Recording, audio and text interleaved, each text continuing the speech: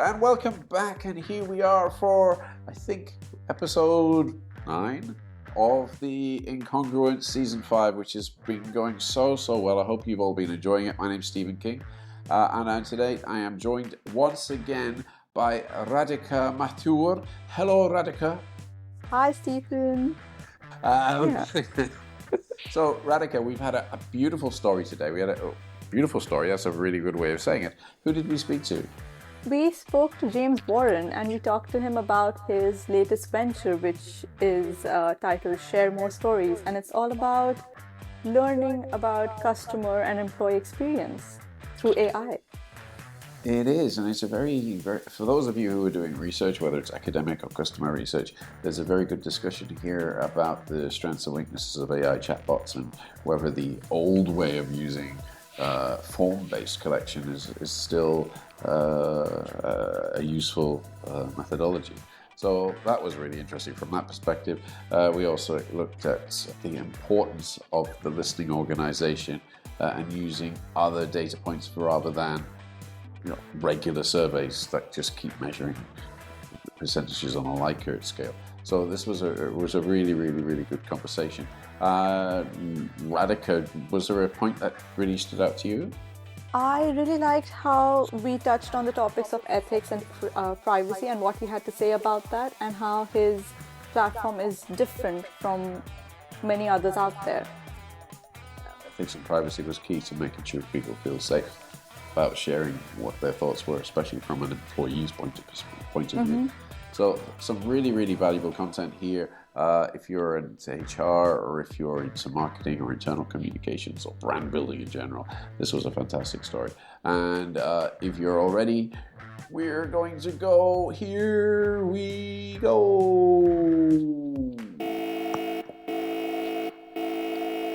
Welcome to another podcast of The Incongruent.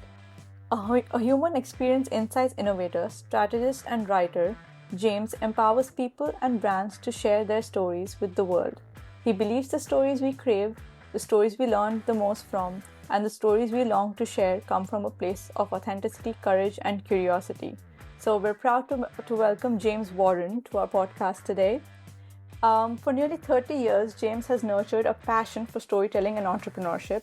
During his time in Columbia University's creative writing program, James finally began writing in earnest. In 2005, he started exploring the space between publishing and technology with the Digital Book Project, an experiment in online novel writing. Around the same time, James also led various CPG brand management and business development efforts at Altria Group, including a number of new brand and new product introductions. Following a successful corporate marketing career, James took the plunge and started Share More Stories in the summer of 2014, uniting his passion for stories and love for entrepreneurship. Share More Stories is a human experience research company, and through its AI-powered SEEQ platform, focuses on helping companies understand employee experience and customer experience with a focus on improving them. Welcome to the podcast, James.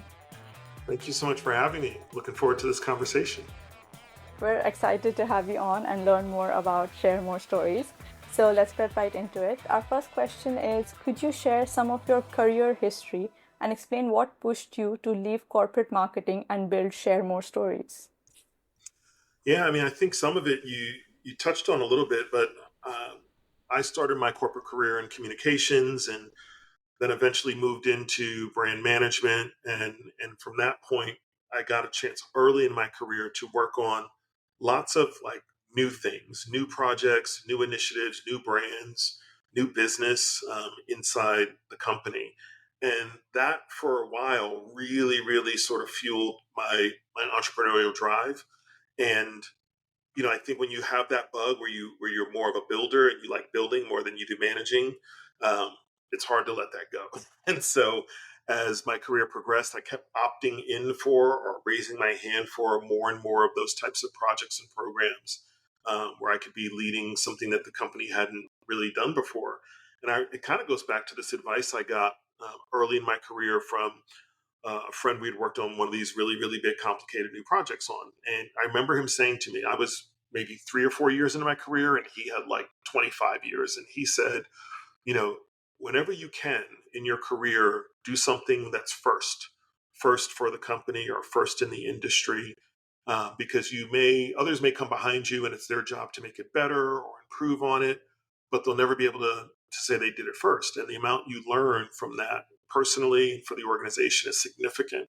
So I think that was really a driver for me. I've always sought out things that maybe feel initially maybe complex or really hard to do.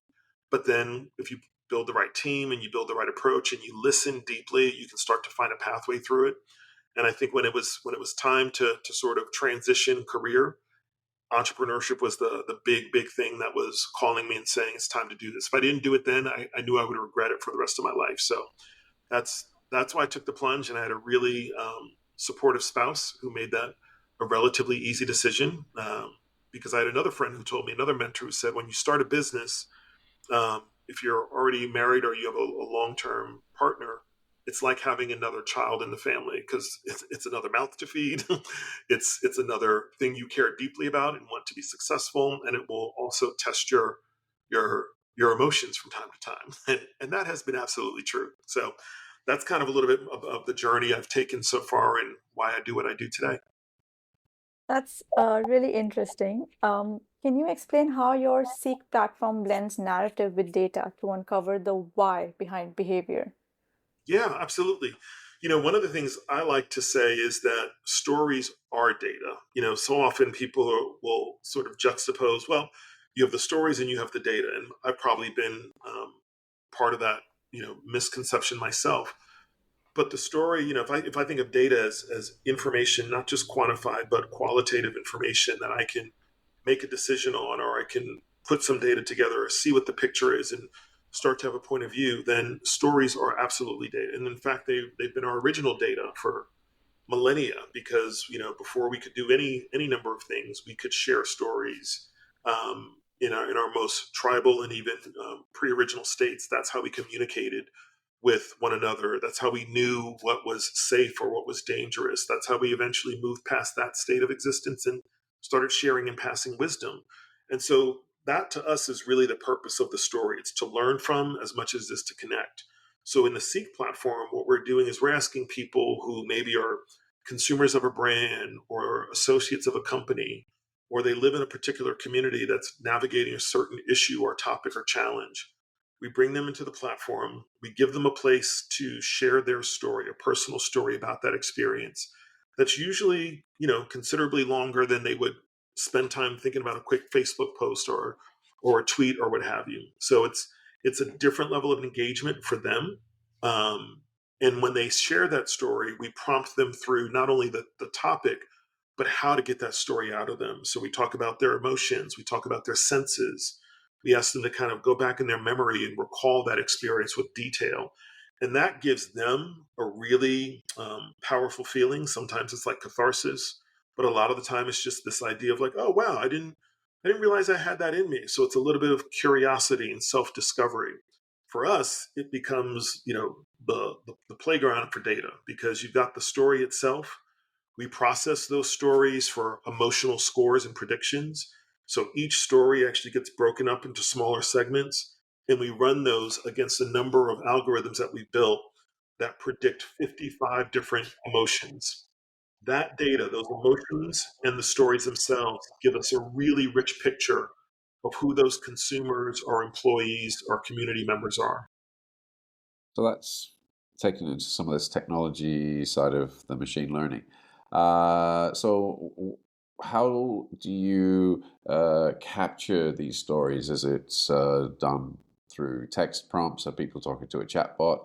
Is it done by video recordings? Do people send through voice memos? How is it that you're collecting these stories? Yeah, so typically in a normal research project where you would qualify individuals if they were going through research or in any other means you would have a link to a project, you'd bring them in. Most of the collection today, well, all the collection to this point has been written. We've just rolled out audio as a collection method. So typewritten and audio stories are what we're collecting. That's because mainly those allow the participant to focus on their response, whereas the video stories tend to have the participant focus on how they look. And it's just a different level of authenticity or emotional detail. when they write or when they talk about their experience, they're a lot closer in their how they're approaching the content, but also how they're sharing their perspectives and experiences. And that makes it a lot easier for us to analyze those two methods consistently. When they come to the SEEQ platform, if they've never been there, they register and then they go right to their project.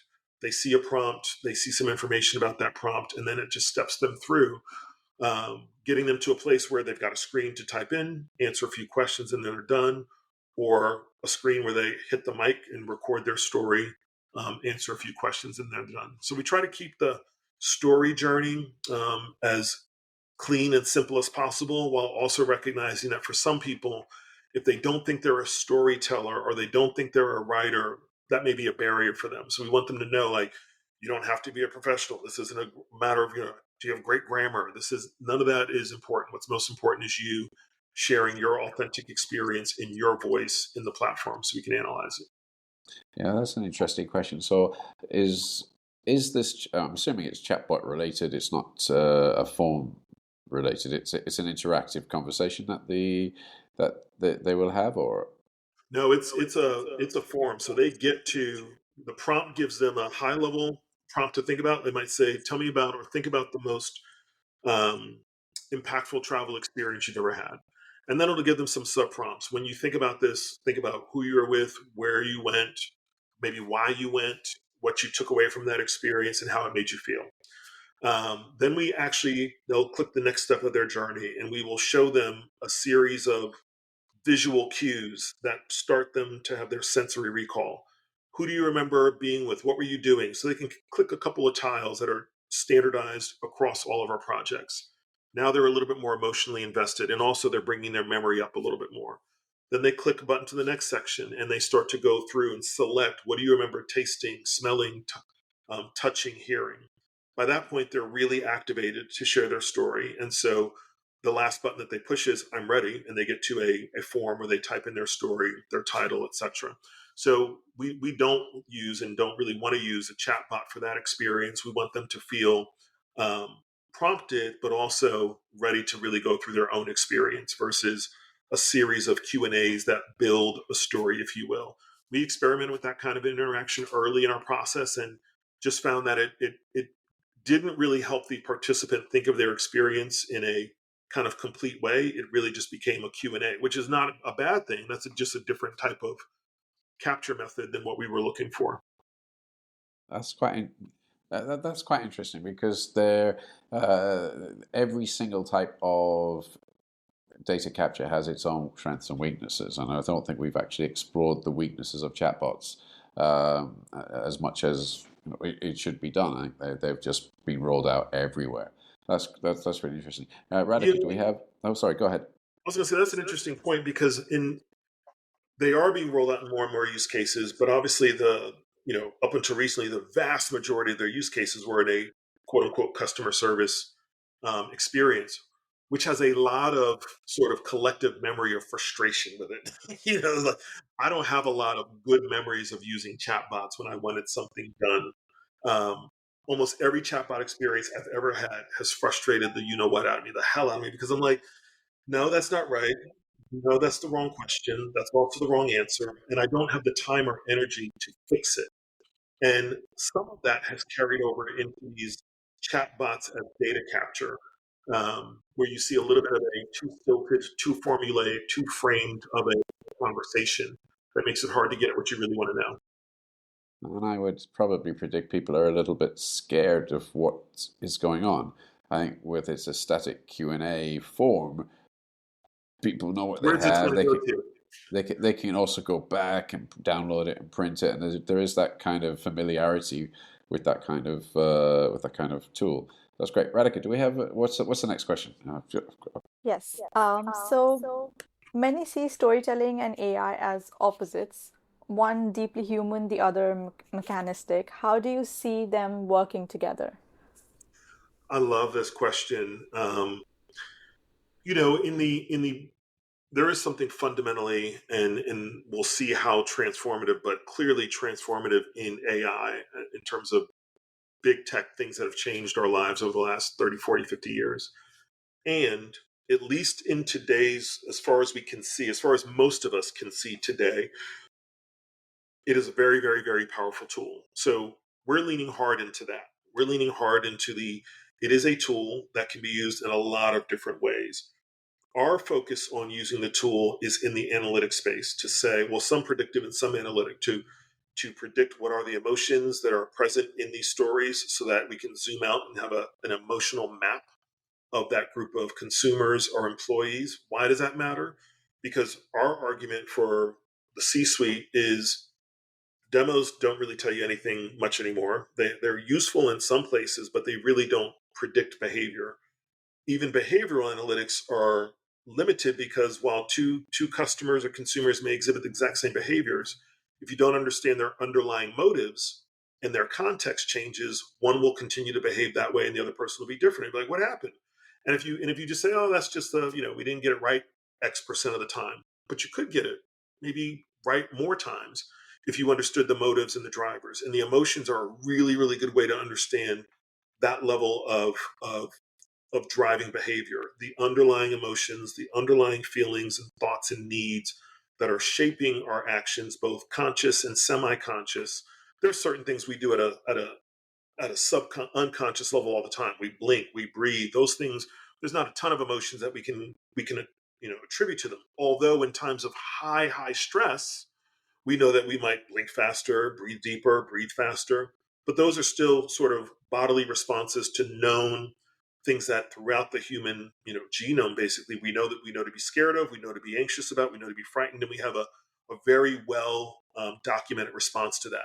But there's a gazillion other things that as humans we experience that aren't in that pretty clearly defined bucket of normal human responses to the same set of sort of triggers or situations. And that's how we live. That's how we interact with our families. That's how we go to work.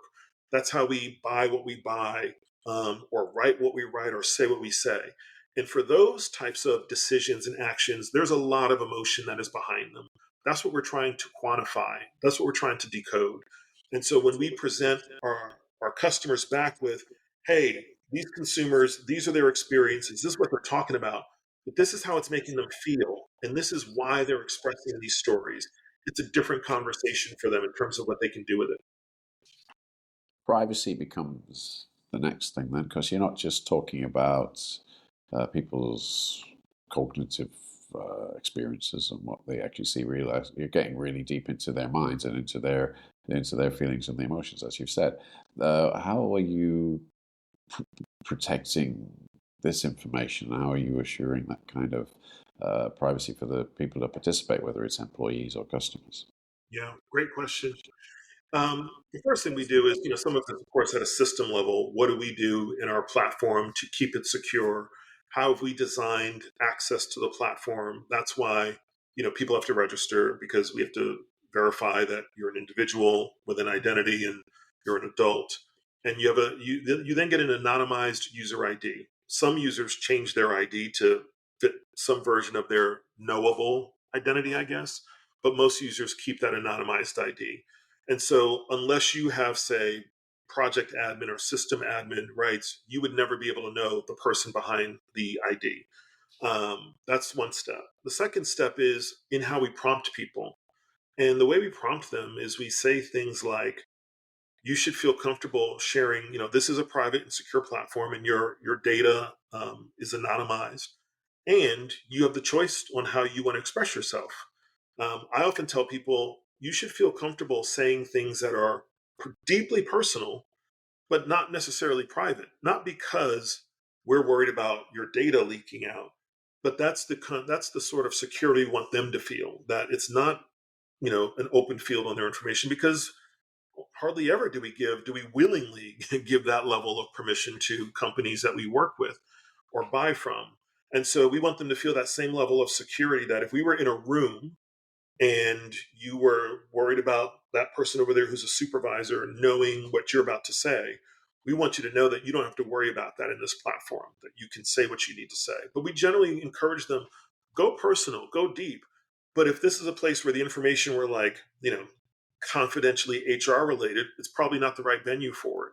Or if this were a place where you needed to express something you would observe that would otherwise involve the authorities, probably not a good place for it. But a good place to explore experiences that matter deeply to you, even personal ones, and why they impacted you the way they did. That's really what we try to focus them on.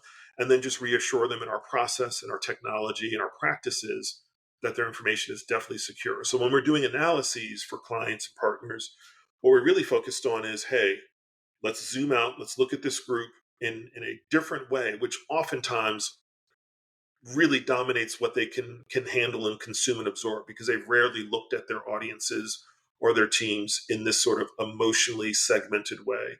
They've usually only looked at them demographically and behaviorally. So that alone gives them plenty to chew on. And then, of course, if certain segments are too small, you wouldn't be providing that type of information anyway. The next three questions sort of are very interlinked. I mean, we spoke earlier, and you mentioned earlier about how this is like a new baby in the house, and I feel you. I feel that startup business, and you're trying to tell everyone that you have this fantastic new tool, and people are not ready to receive that information. So, how do you convince companies that listening to their employees, let's face it, okay, I think they're listening to customers, I think, has begrudgingly become a norm, but listening to employees is still quite a novel concept, unfortunately. So, how do you convince them to do that? And have you got examples of how this has worked?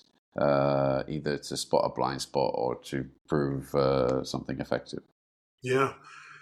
I mean, you hit the nail on the head. That the challenge in much of business in general, but especially leadership, whether you're in the for-profit sector, not-for-profit sector, or public sectors, a lot of our leaders who are in positions of leadership today are, generally of a similar generation or two, and they've grown up under a certain mindset of what it means to lead, which means I got to have all the answers. And as one executive once said to me, I don't ask questions I don't know the answer to. And I was like, how the hell do you learn anything? Um, and it was like, I make it my business to know everything. I'm like, that's not possible. And so our biggest challenge has been to really help leaders who are willing to go down this process to get a little bit more vulnerable than they're typically comfortable with. And that vulnerability could show up in two ways. One, if you have trust, but your organization, or a level of trust, I should say, but say your organization doesn't necessarily feel that you hear what they have to say, which, by the way, if that continues to happen, you won't have trust. But let's say you're in that sort of place where there's room to salvage it and fix it, then your job is not to dominate the process by saying, here's my experience, now tell me yours. Your job is literally to start with, tell me yours, because that type of group is waiting to tell you. On the other hand, if you've already lost trust or you never had it, they need to see you get vulnerable before you ask them to get vulnerable. And that leader needs to do the opposite. They need to actually say, I know I'm asking something that you might not feel comfortable with, or you might not even trust me. Let me demonstrate for you that I'm willing to be vulnerable. And they share out of an experience themselves. And so those are like two tactical approaches we take with leaders, especially on the organizational side. To your point, there's a little bit more supposed rational and objective reasoning for saying we should listen to customers. And yet, many leaders of companies and brands don't, because even still they have a strong belief that, I know better what this customer wants and needs than they do themselves. It's kind of almost this ego driven violation of people's own agency. No, the customer knows. They definitely know better than you what they want and need. They still may not know all that they want and need, but I'm pretty sure they know better than you because they know their own lives, they know their own experiences. So what we're trying to do is close that gap by saying, look, when you listen to people in a certain kind of way, they tell you what you really need to know rather than just what you want to hear. And that is the shift in sort of insight and leadership action that we're trying to work with. So has it been a challenge? You bet, because we've been early for a long time. But I do feel of late we've started to find a really good groove where we've been able to identify our target customer much more clearly in the market and engage them. And you talk about some of the success stories. That's become part of that conversation. When you're building something that's really different, it is hard to collect cases. So those cases take longer. They're harder to validate. But if you stay at it long enough, you get them. And we've worked with, organizations as recently as an energy company where they engaged us to help solve a very specific problem. They were hiring lots of people, and they said, we have a feeling that our new hire experience is not very good, not just for the people we're hiring, but for the people hiring them. And that was brilliant that they were at least open enough to say that's a problem we think we have. So we engaged significant percentage of all of their new hires in the past 3 years and all of the hiring leaders through the SEEQ platform to share their stories of that, brand new hire or hiring process experience. On one hand, sort of not the most emotionally resonant topic, and yet those participants went to town on it. They had a lot to say about not just things like this system works or doesn't work, or I liked my cube or I didn't, but really how the experience of being recruited, hired, onboarded, and set up for success, how that experience went for them. And the hiring leaders equally were saying things like, I want to lead my team more effectively, but I'm stressed and strained and pulled in these directions because of this process. And so when you think about those kinds of insights, it really helps those executive leaders focus in on what do we need to do to make that particular process, which is, you know, only get one chance to make a first impression. How do we really go solve that problem with our new talent? That's fun because I've just seen on LinkedIn a HR manager complaining about his own HR processes and how long it takes. And I'm like, It's hilarious. you're in charge, man. I mean, Right. seriously. Ian. I don't think he was actually referring to his own practice. He was pointing fingers elsewhere, but Yeah. I'm pretty sure there was something in there. Radhika, I think we're up to Yeah, where our you got last three questions. good. So, how does your community of 8,000 storytellers shape or challenge your work? Yeah, the community we have probably even much more than that, because that's almost thinking about the community of people that engage with us and on our channels. And when we started building the company, we really had sought out. When we started building the company, we had really sought out um, people who valued stories, period. Like, stories are what we're building. We believe in the value of sharing them.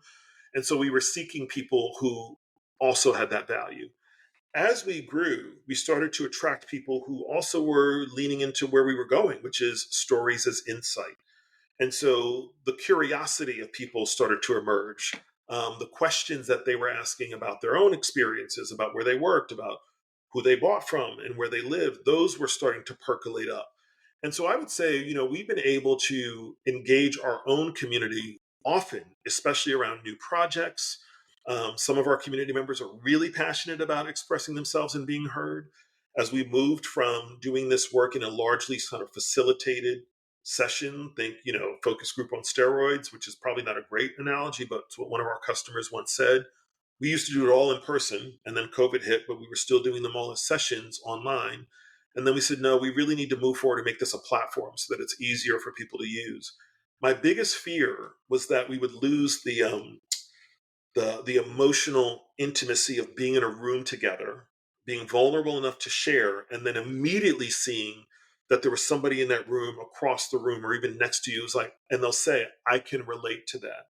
And I valued those moments in the live sessions deeply because they were so just emotionally rich. It was like, we called it the magic moment. Everybody would be quiet, they start writing, and when they were time to share, they'd say, okay, I'll go ahead and I'll share. And then immediately the room would reinforce that. So I was afraid we would lose that. And we didn't. In fact, when we went to the platform, it shocked me in our very first project that people went deeper and they had more to say. And I think some of that was because they weren't worried about being on a schedule and a clock in a session. They weren't worried about having to even think about somebody next to them in the room because it was them and the tool.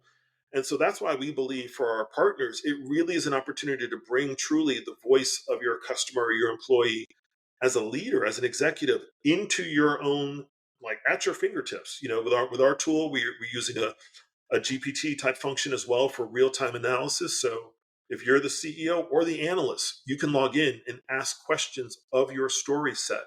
What are people feeling about this? How do people feel about that? And you're getting a real time answer. And so, I just think that the way the community has grown with us.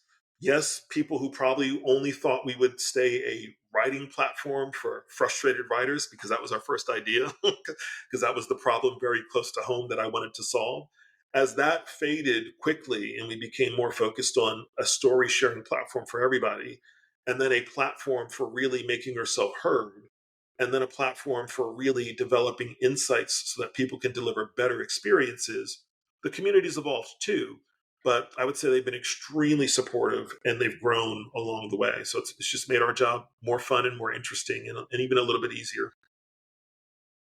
Yeah, that's really interesting because people do want a safe space where they can sort of share what they're thinking, what they're feeling. So having also the anonymity of being able to share it without, being scrutinized or maybe, put on the spot for what you've said, I'm sure that is also a comforting aspect for the people engaging in your community. I think that's exactly right because even if I'm in a room, we'd have sessions as small as 8 people, which felt like, okay, if I like to write or I like to share stories, being around 5, 6, 7 other people is not that big of a deal. But some of our sessions would be with 70 people in the room. And they'd all write and they'd all submit, but you could tell we had to get them over a hump of fear of being vulnerable. And they went right to where they needed to go in the platform based experience. Because I think you're on to something there when you talk about this idea of, I don't want to be, not even just on spot, I don't want to be maybe observed, because not a lot of people like writing in front of a lot of other people that I'm aware of. So I think there's something interesting to that for sure. Yeah, so as AI tools become more common, how do you think the role of story will evolve in business and society? Yeah, some of these things we've already started to see, and you see it all over places like LinkedIn. And then you see like the entertainment version of it on places like, you know, X and Facebook and TikTok. The amount of AI generated content that people publish as user generated content is in a year and a half become overwhelming. I mean, people aren't even bothering to put the little disclaimers on anymore because they don't care and the platforms probably can't catch them. So the stuff that sort of just we have to wade through.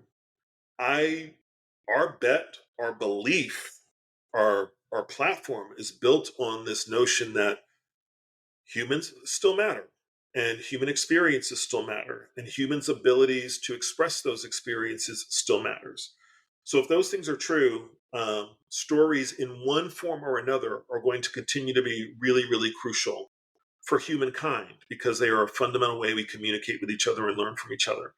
The tool will change. I'm sure, back in the day when the printing press first emerged, people were like, you can't put that control in the hands of people who aren't literate. That's a shame. And then as other tools came, my goodness, this computer is making me write easier. Am I cheating that I don't have to think as hard and make, have error-free thoughts before I write them down in longhand with this quill and this ink?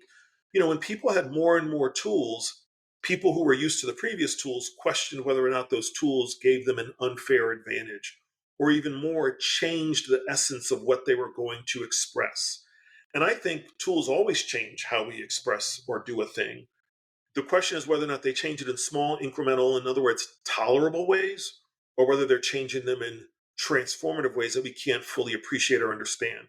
We might be at that moment with the way AI content creation is at the fingertips of anybody. But I also believe we're oversaturating our channels and markets with that amount of content that we won't soon be able to consume. We're racing to the bottom.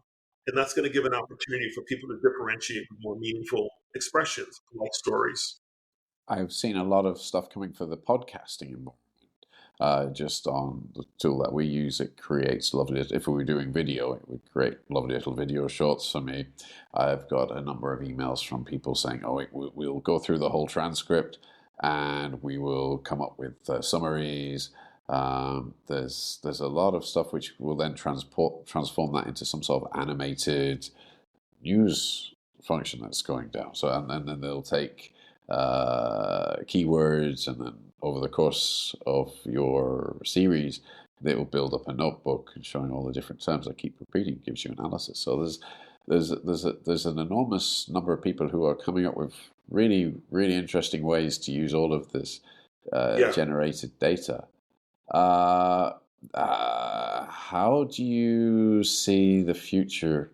I mean, this is, I think, is our last one. How do you see the future of workplace listening?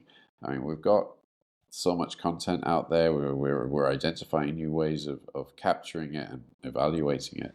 If 3, 4, 5, 10 years, we said 10 years. I don't know if it's possible to go there, but how far ahead are you looking, and what do you think it's going to come to in terms of workplace listening, rather than customer Yeah. listening, but workplace listening? Yeah. I mean, companies aren't suffering for a lack of data. They've got plenty of data. The real challenge, we believe, is making meaning out of that data. And it's hard to make meaning out of observed data or reported clicks and yeses data without some version of like, what's the voice behind this? And when I want to explain, like, maybe I write something and somebody says, can you explain it to me? That means they need my voice. My voice needs to be added to even what I've already expressed. And that's normal. That's human. We say things, we follow up with things, we take, this is what I really mean, or this is what's really important about what I had to say. And that's hard to do in passive or extractive data collection. So the role of listening, I think, is going to become a differentiator for leaders and therefore their companies, because their ability to sift through massive amounts of passively collected, actively collected, or observed data to say what's really important about this employee's experience. We might be able to replace or at least make sense of all of this data we have over here if we just listened to this person for 5 minutes. And we know that to be true in human to human interactions. When I stop presuming, assuming, and I ask a question and I get an answer, actually a lot can shift in a very, very short amount of time. So I think, work is itself undergoing an overhaul. I think our relationship to work is shifting both globally and definitely in certain social or socioeconomic contexts. And all of that is going to make it harder for people to navigate to what is meaningful work for me, and for companies to say what is valuable work to us. And finding that balance, finding that sweet spot, to me, I would bet on listening as a much better way to determining that than, say, just collecting 10,000 surveys. That's wonderful. I really love the way that you're approaching this in the ethical way that your tool could be used, because I've seen so many other staff surveys and whatever, they've been run to death. Thank you so very much. Radhika, would you like to close us down for today? I think that's the end of our time. Yes, thank you so much for being on our podcast, James, and telling us all about Share More Stories.